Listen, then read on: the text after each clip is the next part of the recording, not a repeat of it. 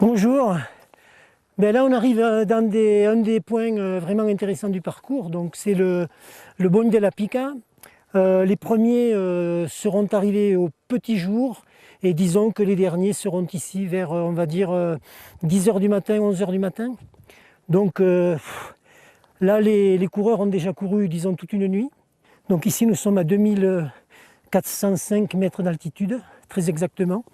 Et nous allons attaquer un tronçon qui est très technique, qui se trouve donc ici en contrebas.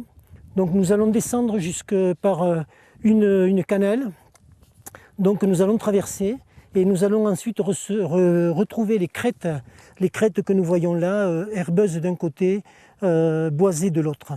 Donc avant de redescendre complètement dans la vallée, qui va être le point le plus bas du parcours, à 940 mètres d'altitude. Bien, maintenant on va y aller, donc, on va attaquer disons, cette partie vraiment très intéressante du parcours. On y va, allez!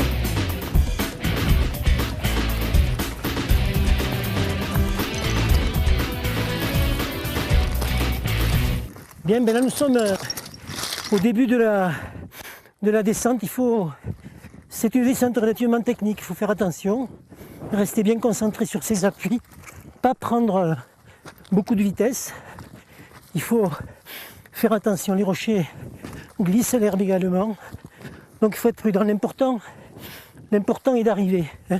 Pour ce genre de course, l'important c'est d'arriver en bon état.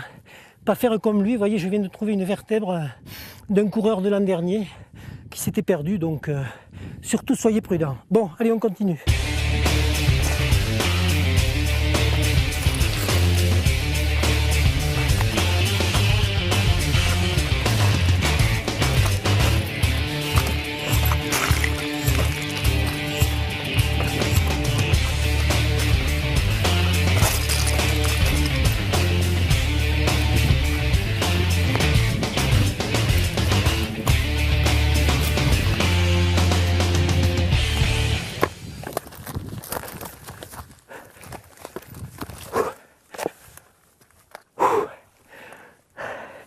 Bon, là on vient de faire une belle descente très technique, donc c'est la canale du Bonde della Pica. Et là on va continuer donc à flanc de montagne. Là on voit toutes les crêtes par lesquelles on est passé tout à l'heure et c'est vraiment magnifique. Là regarde. Là on voit des isards, regarde. Oh là là, c'est super.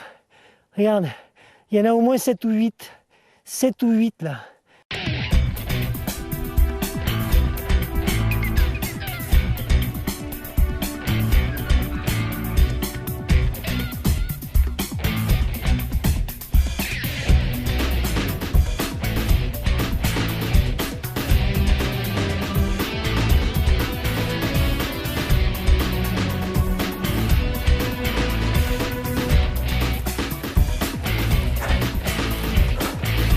Voilà, donc là on arrive disons sur la crête où on va basculer maintenant du côté du village d'Aixas.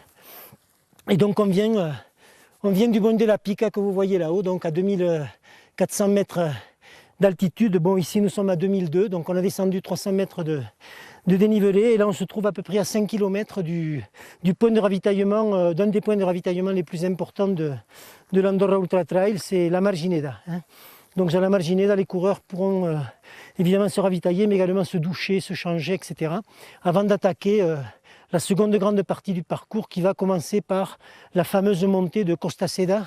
Et donc il faut absolument que là, les coureurs se posent, s'alimentent, s'hydratent correctement et surtout prennent bien conscience que qu'on vient de s'achever, disons, à peu près le premier tiers du parcours. Bon, on y va, on continue. Allez!